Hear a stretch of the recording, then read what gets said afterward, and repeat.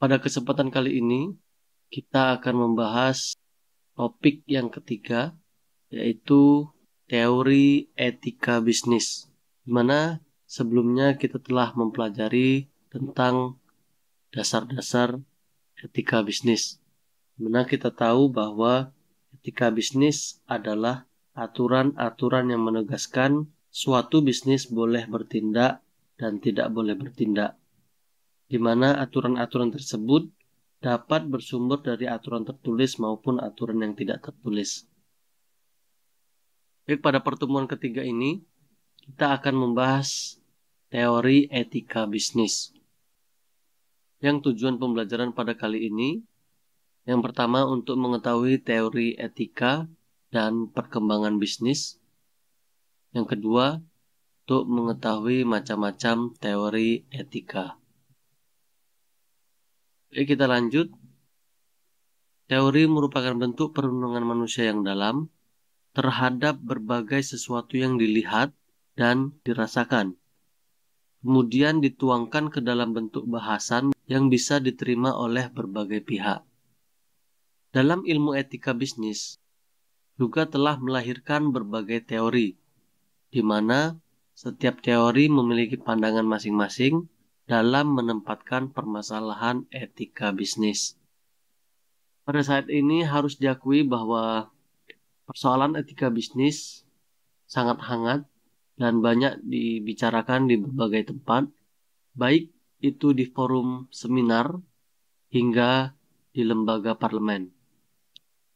Para pihak yang membahas tentang etika bisnis mencoba melakukan kajian dari berbagai sudut pandang, termasuk menarik berbagai teori pendukung sebagai pijakan dalam berpikir.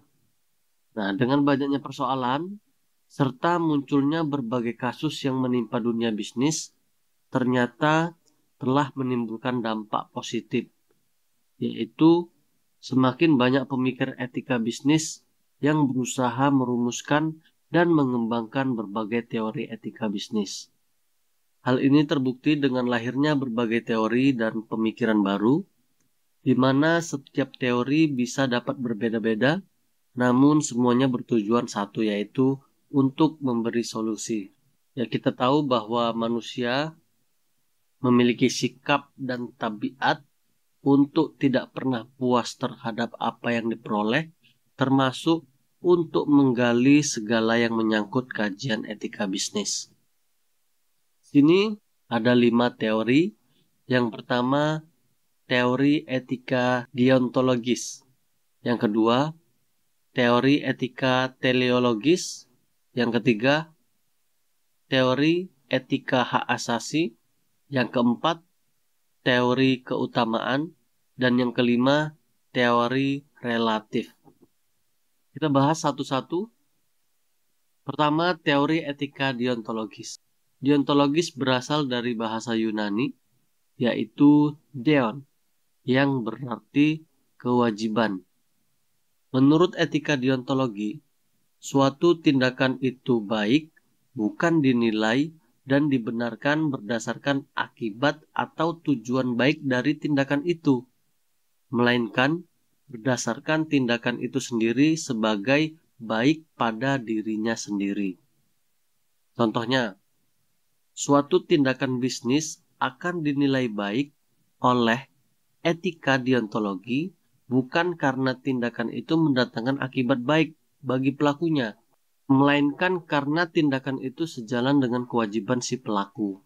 Misalnya, memberikan pelayanan yang baik kepada semua konsumen, untuk mengembalikan utangnya sesuai dengan kesepakatan, atau untuk menawarkan barang dan jasa dengan mutu yang sebanding dengan harganya, dan sebagainya.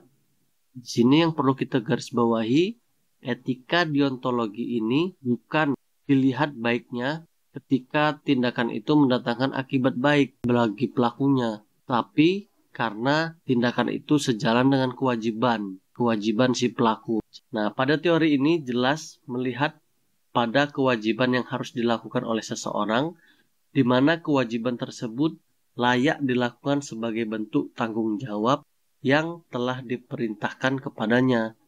Dalam dunia bisnis, Jika kewajiban yang dibebankan kepada seseorang, maka yang bersangkutan layak untuk mengerjakannya, terutama jika ia tidak ingin mengecewakan pihak konsumen.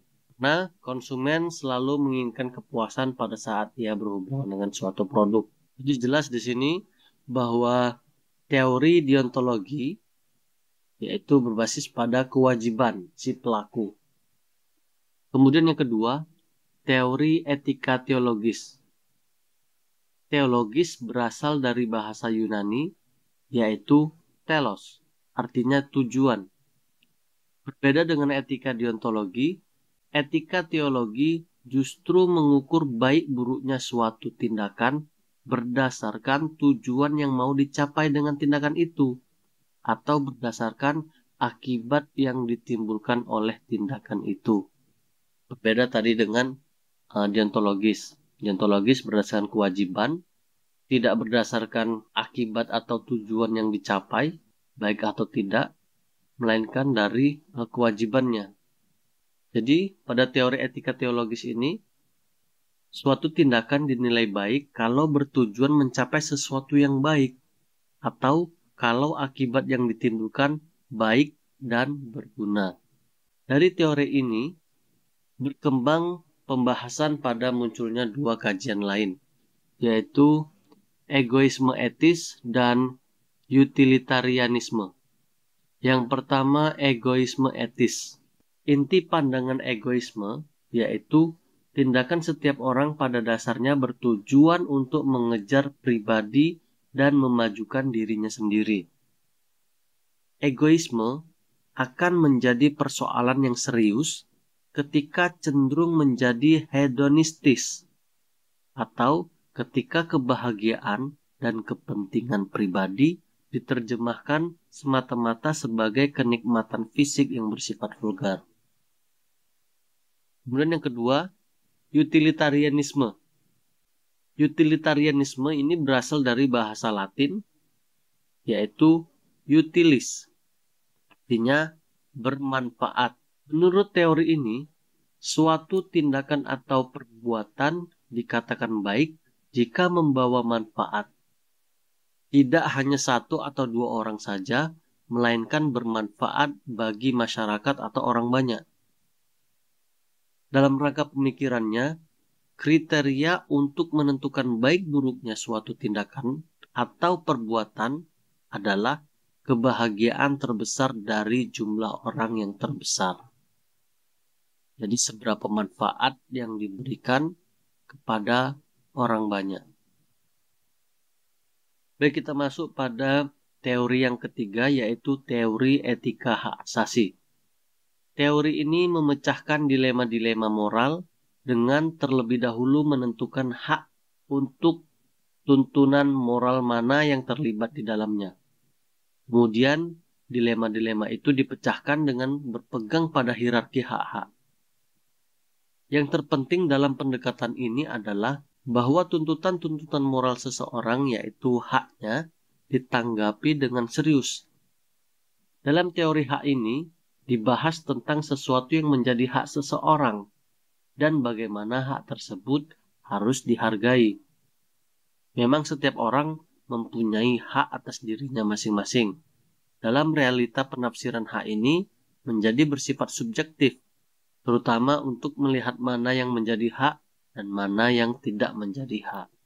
Baik, selanjutnya teori yang keempat, yaitu teori keutamaan. Teori keutamaan ini tidak menanyakan tindakan mana yang etis dan tindakan mana yang tidak etis. Menurut paham egoisme, yaitu suatu tindakan disebut etis bila mampu memenuhi kepentingan individu, dan suatu tindakan disebut tidak etis bila tidak mampu memenuhi kepentingan individu yang bersangkutan. Di sini keutamaan bisa didefinisikan sebagai berikut.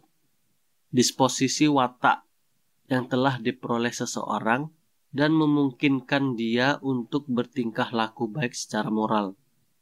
Pada teori ini, konsep kepuasan menjadi dominan untuk dibahas. Karena setiap orang merasa ingin diutamakan dalam memenuhi kepentingan yang diinginkan, yang akan menimbulkan sikap egoisme pada individu yang bersangkutan. Kemudian lanjut yang kelima, yaitu teori relatif. Teori ini berpendapat bahwa etika itu bersifat relatif. Masalah yang timbul dalam praktiknya adalah self-centered atau egois. Fokus pada diri manusia, individu mengabaikan interaksi dengan pihak luar sistem dan membuat keputusan tidak berpikir panjang. Semuanya tergantung kriterianya sendiri. Jadi dapat disimpulkan, teori ini jelas bahwa pandangan dan pendapat orang itu berbeda-beda karena setiap orang mempunyai pemikiran yang berbeda dalam menyikapi suatu masalah. Selanjutnya, etika dan agama. Agama dianggap sebagai dasar pijakan atau landasan bagi setiap umat dalam menjalani kehidupannya. Tanpa agama, seseorang tidak akan memiliki landasan dalam berpikir. Ada hubungan erat antara agama dan filsafat, begitu pula sebaliknya. Banyak pandangan filsafat mengenai nilai-nilai agama. Kita masuk pada persamaan fundamental filsafat etika semua agama, yaitu semua agama mengakui bahwa umat manusia memiliki tujuan tertinggi selain tujuan hidup di dunia. Semua agama mengakui adanya Tuhan dan semua agama mengakui adanya kekuatan tak terbatas yang mengatur alam raya ini. Kemudian etika bukan saja diperlukan untuk mengatur perilaku hidup manusia di dunia, tapi juga sebagai salah satu syarat mutlak untuk mencapai tujuan akhir umat manusia, dan ini adalah yang terpenting. Semua agama mempunyai ajaran moral atau etika yang bersumber dari kitab suci masing-masing. Ada prinsip-prinsip etika yang bersifat universal dan bersifat mutlak yang ada di semua agama. Terima kasih, semoga bermanfaat.